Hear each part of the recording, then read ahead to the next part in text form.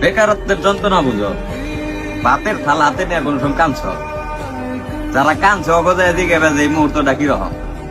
একটা ছেলের কাছে তার দুনিয়া হইলাম তার বাপ মা, সেই বাপ মা যখন তার সাথে খারাপ ব্যবহার করে, যে সারাদিন কি করলি, একটা টাকা আনস না, আর কতদিন এমনি পয়সা পয়সা খাবি, এই কথাটি শুই না যে ছেলে ভাতের থালা হাতে দিয়ে কান্না করছে, ওরে যায় দিকে যে এই মুহূর্তটা কিরকম বা কষ্টটা কিরকম। এই প্রেম ভালোবাসার কষ্ট সবকিছু ফেল এই কষ্টের কাছে।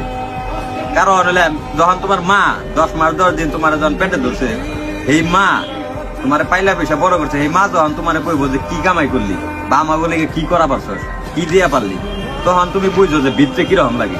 ভিতরে থেকে আমি মনে করি তখন প্রত্যেকটা ছেলের এই মুহূর্তটা যখন ফিল করে, ওই ছেলের আর মনে করো বাঁচার কোনো প্রচেষ্টাই থাকে না। মানে ওর মন চায় না যে আমি আর বাঁচা থাকি, তখনই মন চায় যে মরে যাই। এটাই ভাই নিয়ম, বাস্তবতা মানতে হইব সবসময়। এই কষ্টটা মানে আমি মনে করি দুনিয়ার সব কষ্টের কাছে আর মনে হয় এই কষ্টটা। বাপ মা মনে করো এমন একটা জিনিস, না কিছু কম যায় না শোন যায়। মায়ের পানি নিয়েছে সন্তানের বেশ, মায়ের কি করবে। আর বাপ তো মনে করো পৃথিবী, এত কষ্ট করে বড় করছে, এই বাপরে বা কি করবে। দোষটা মনে করো নিজের দোষ দিন না বাইকের দোষ দিন, ওইটাই করে বোঝাতে পারবো না। মানে আমি চাই যত বেকার মানুষ আছে, যত বেকার ছেলে পেলে আছে, আল্লাহ সবাই রে ভালো একটা অবস্থানে নিয়ে দিক, এই তৌফিক দান করুক। এটা কর্মের ক্ষেত্রে যে কোনো ক্ষেত্রে আল্লাহ সবাই